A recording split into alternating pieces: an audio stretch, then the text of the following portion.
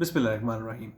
My name is Alif Takhar. Welcome to my YouTube channel. If you're new here, then you should know that I talk about PNP and Express Entry all the time, and I discuss tips and tricks for ECA and Ielts so that you don't need to hire a consultant for gaining your Canadian PR. In this video, I'm going to talk about PNP program of Saskatchewan. Now, as we know that Saskatchewan is the almost the most favorite PNP program of everybody because they need less IELTS. They don't need CLB 9, they need CLB 8. So it is a less level of IELTS score, which is quite easy for many people. Also, they give you same points for up to the age of 34. The day you turn 35, they start decreasing your points. Okay, so this is why Saskatchewan is the most favorite program of many people. Now, they have certain drawbacks which are particular for PNP program of Saskatchewan, and these drawbacks, or I would call them PADE, these PADE are not applicable to other PNP programs or the federal skilled worker program. So what are the specific drawbacks of SINP? Let's find out in this video. Okay, so SINP, Saskatchewan Immigrant Nominee Program. This is the most favored PNP program, and it has certain drawbacks which you need to know before you step into that and you think that your application is the right application, you meet the eligibility, you meet the cutoff, and then you start preparing your documents. But before that, you need to know the drawbacks of SINP. So this video will give you a list of 6 to 7 per day of SINP which are crucial for your success. So let's start with the number one PADA. That is that your ECA, Educational Credential Assessment, where you get your degrees evaluated from a Canadian body. That ECA needs to be comprising of all your degrees, all your university education. Now, I know many people say this is a myth, but I asked SINP directly through email, and they have responded me that it is in the best interest of the applicant to exhibit ECA report of all their university degrees, because the case officer might need to ask for these documents as an additional document. So if you want to speed up your process, you need to get your ECA done for all the all the university education that you have. Okay, so that's the number one PADA. I mean, for Express Entry and for other programs, you need the highest credential, but for SINP, you need all your university degrees. Okay, now the second PADA, it's about IELTS. As we all know that if we score 8,777, that is CLB 9. If we score 7.5 in listening and 6.5 each in the rest of the modules, that is CLB 8. Okay, and this is what SINP requires at the maximum level, CLB 8, 7.5 and 6.5 each. But if you have 6 bands in writing, or let's say in reading or in speaking, that one module's IELTS score will drag your whole CLB level down to CLB 7 in terms of Saskatchewan PNP program. So this is the PADA number 2, that all your modules need to be CLB 8. No one module can be below CLB 8. Okay, so that's PADA number 2. Now PADA number 3, related to ECA again. There is an ECA called TOM, 2 or more diplomas or degrees, which I call TOM.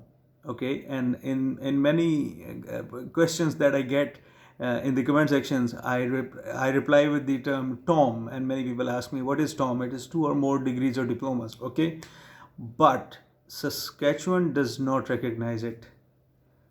Either you could be bachelor or you could be masters. There is no 2 or more for Saskatchewan point system. Okay, you will be given points as bachelors even if you have 2 or more for Express Entry, federal program, or other PNP programs. So even if you have 2 or more degrees, Saskatchewan will not give you 2 or more bachelor equivalency. They will give you a single bachelor equivalency. Or if you have a master's ECA, then they will give you master's points. So this is the PADA number 3, related to ECA. So, Padda number 4 is about work experience. Your work experience needs to be in single knock.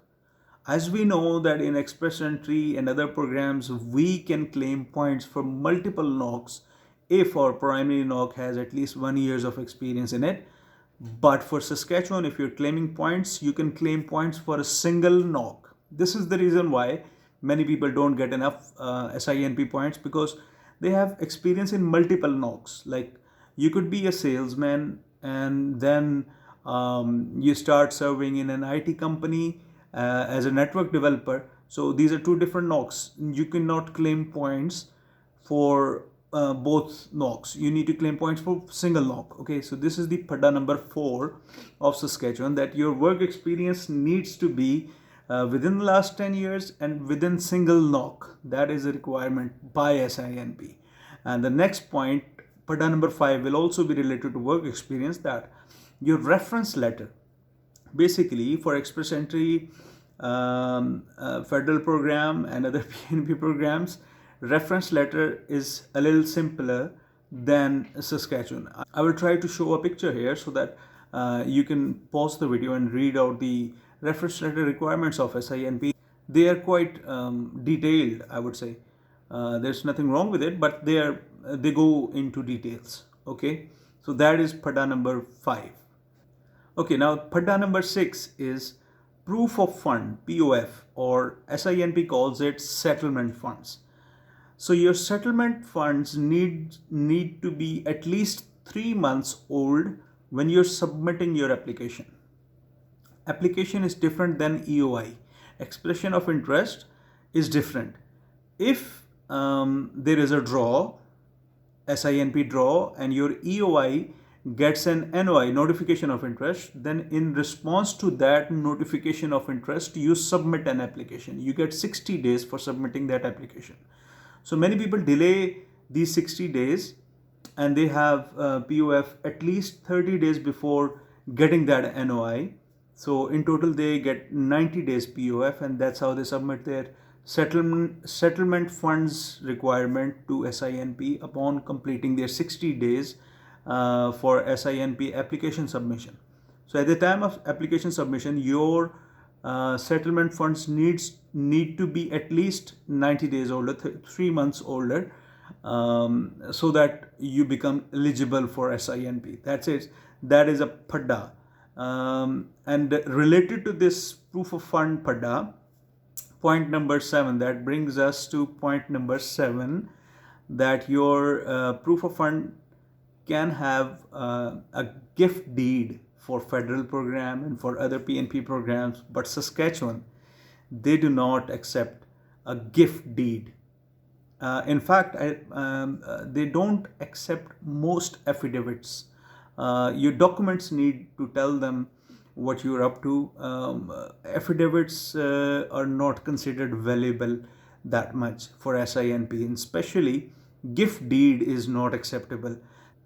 So for example, if you want to show the money trail through a gift deed, that is not applicable for SINP, and your settlement funds need to be 3 months older without a gift deed. You cannot show a gift deed. The amount has to be in your account before 3 months, so that, I mean, before 6 months to be on a safe side, so that they don't ask for a gift deed, because Saskatchewan will check transaction detail of your bank statement. They need a bank statement or an account statement which has transaction details for the last 3 months, so that they know that there is no sudden spike in your proof of fund. Okay, so these were the Padde of SINP. Let me go back to my list that I have made and let me check if I have missed something. If I have, then I will come back. Okay, wait up. Okay, so Padda number 8 is that your education and your experience, they both need to be in line. I mean, if you have studied, let's say, MBBS, if you are a doctor, then you cannot claim points for salesman like NOC 0621 or 0601. You cannot claim points for that. For that, you will need to have an MBA or at least a commerce degree. Then you can claim sales no experience. So this is a main padda, that your education needs to be in line with your experience for SINP. And if they are not in line, you cannot. I mean, this is a main padda for many people, because obviously most people do not work in their field. I mean, they start working in whatever field they get a job in. I mean, not necessarily according to their education. So this is a major drawback of SINP as well. These are the 8 per day. Okay, so if you do not agree with any of the points, do let me know in the comment section below. And if you want to add something to it, then obviously make a comment below and let me know if there is something else. Okay, and as far as these drawbacks are concerned, I mean, you might not find these to be ineligible for your profile. I mean, maybe you would be able to create an expression of interest, but thing is that these are the reasons for rejection for many applicants. So if you don't want your application to be rejected, then consider all the points shared in this video so that your application does not get rejected. Okay, this is Ali Iftikhar and I'm signing off.